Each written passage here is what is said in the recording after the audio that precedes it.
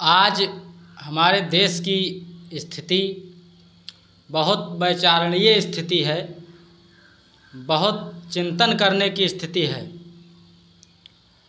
हमारे देश की स्थिति में ऐसे तत्व पैदा हैं कि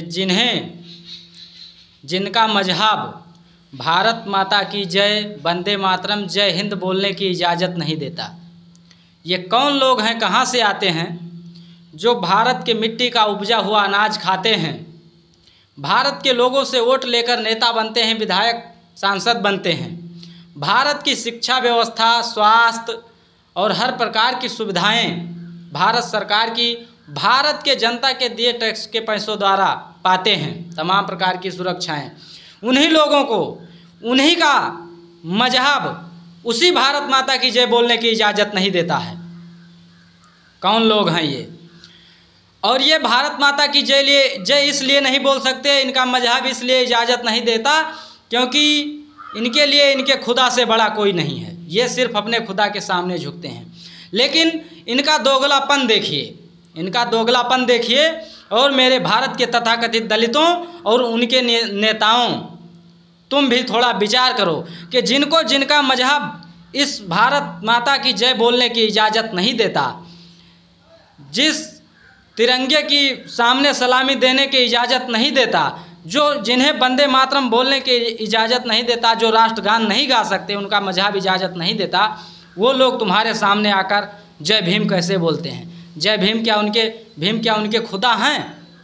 उन्हें जय भीम बोलने की इजाज़त देता है? ये तुम्हें समझने की ज़रूरत है मेरे देश के दलितों, नादान दलितों। ये तुम्हारे साथ एक साजिश है, ये घिनौनी साजिश है तुम्हें फंसाने की, तुम्हारा वोट लेने की, तुम्हें अपने साथ मिलाकर वोट लेकर संसद और विधानसभा तक जाने की, फिर तुम पर हुकूमत करने की, फिर तुम्हारे बेटियों बहनों को नोचने की, मारने की, गिद्धों जैसी हरकत करने की इनकी साजिश है ये। क्योंकि इन्हें पता चल चुका है कि ये जैसे तुम्हारे सामने आकर जय भीम बोलेंगे, जय भीम बोलेंगे, तो कुछ नीले सियार तुरंत इन्हें अपना रिश्तेदार बना लेते हैं और भूल जाते हैं कि ये कौन है, कौन लोग हैं, इन्होंने क्या क्या किया है इस हिंदुस्तान के साथ, यहाँ की आवामों के साथ। ये तुम्हें समझने की ज़रूरत है। और नीले सियारों का वो झुंड का जो सरदार है, वो बोलता है मंच से, कहता है कि ये प्यार का मजहब है। कितने प्यार का मजहब है ये?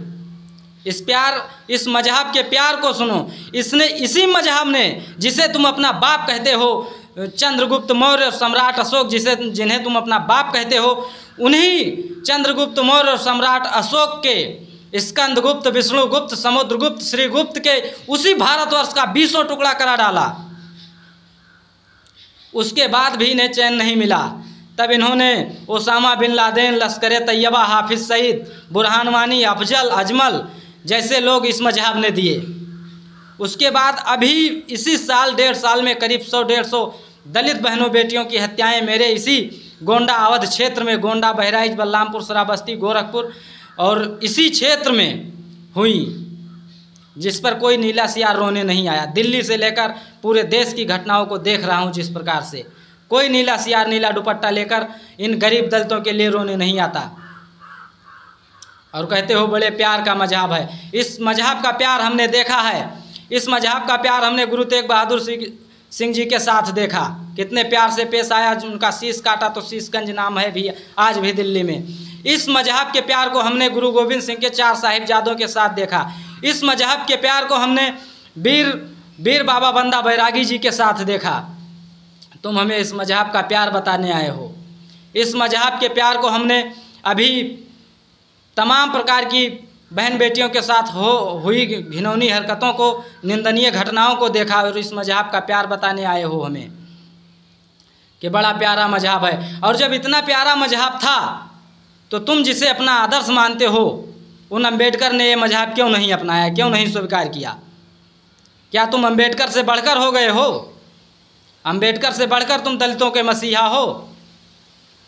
भारत पूछता है, भारत का गरीब दलित पूछता है, जो आज भी गाँव में 80% दलित दूसरे लोगों से अपनी बहन बेटियों की शादी में कर्ज लेने को मजबूर है, जिससे उसके घर खेत बिक जाते हैं, और तुम दलितों के मसीहा बने बैठे हुए हो। और दूसरी बात, मैं भारत सरकार को चेतावनी देना चाहता हूं कि अगर इन्हें लगता है कि हमारा खून सोया है, और जिस प्रकार से मणिपुर और तमाम जैसे कर्नाटक से जैन मुनि की हत्या और दिल्ली से ऐसी तमाम घटनाएं जो सामने आ रही हैं जिन पर किसी की जुबान नहीं खुल रही है सेकुलर हिंदुओं की, तो अगर भारत सरकार को लगता है कि हमारा खून सोया है तो मैं उन्हें बताना चाहता हूं कि हम तब तक शांत हैं जब तक ऐसा कोई घिनौना कृत्य करने वाला अपराधी हमारे सामने नहीं पड़ जाता है। और आपको जो कार्रवाई करनी है संविधान के तहत करिए, लेकिन ऐसा कोई कुकृत्य करने वाला अपराधी जिस दिन हमारे सामने आ गया तो उस समय उस पर वार करते हुए, हथियार चलाते हुए ना हमारे हाथ कांपेंगे ना हमारा कलेजा कांपेगा, क्योंकि हम अपने बहन बेटियों के साथ ऐसे दुर्व्यवहार को कब तक बर्दाश्त करेंगे। और रही बात ये जो दलित जय भीम का नारा लगाते हैं, ये नारा तुम्हारा तब तक चलेगा जब तक तुम्हारे अपनी बहन बेटी पर नहीं गुजरती है। जब तक दूसरे गरीब दलितों की बहन बेटियों पर गुजरती है तब तक तुम ऐसा नारा दे सकते हो। और जिस दिन तुम्हारी अपनी पर गुजरी, अपनी पर बीती, उसी दिन से तुम ये नारा देना बंद कर दोगे, और फिर तब तुम्हारे समझ में आ जाएगा कि किसका मजहब कितना प्यारा है। खाएंगे भारत का, रहेंगे भारत में, लेकिन भारत माता की जय बोलने को इनका मजहब इजाज़त नहीं देता है। कैसा दोगला मजहब हो गया है ये। वही मजहब जो इन्हें भारत माता की जय बोलने की इजाज़त नहीं देता, वही मजहब तुरंत 1 मिनट के बाद ये दोगलापन देखिए कि जय भीम बोलने की इजाज़त दे देता है।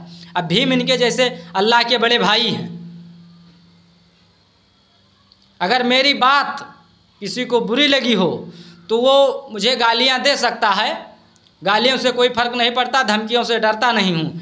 और रही बात, जिन्हें अच्छी लगे वो शेयर करें और प्रतिक्रिया करके बताएं। और अगर मैंने कुछ गलत बोला है तो उस पर आपका सुझाव सादर आमंत्रित है। और मैं हर प्रकार की यातनाओं को झेलने के लिए तैयार रहता हूँ। मैं ना जेल से डरता हूँ और ना भारत की इन कानूनी धाराओं से डरता हूँ। अपने हक और अधिकार की लड़ाई के लिए हर लड़ाई लड़ना जानता हूँ। और जिस दिन हमारे सामने ऐसी कोई घटना घटी, हमारे सामने ऐसा कोई अपराधी पड़ा, उस दिन भारत का 100 साल की पीढ़ियों तक याद रखा जाएगा कि कोई मुझसे टकराया था, कोई मेरे सामने पड़ा था। जय हिंद, जय भारत, वंदे मातरम, जय श्री राम, हर हर महादेव।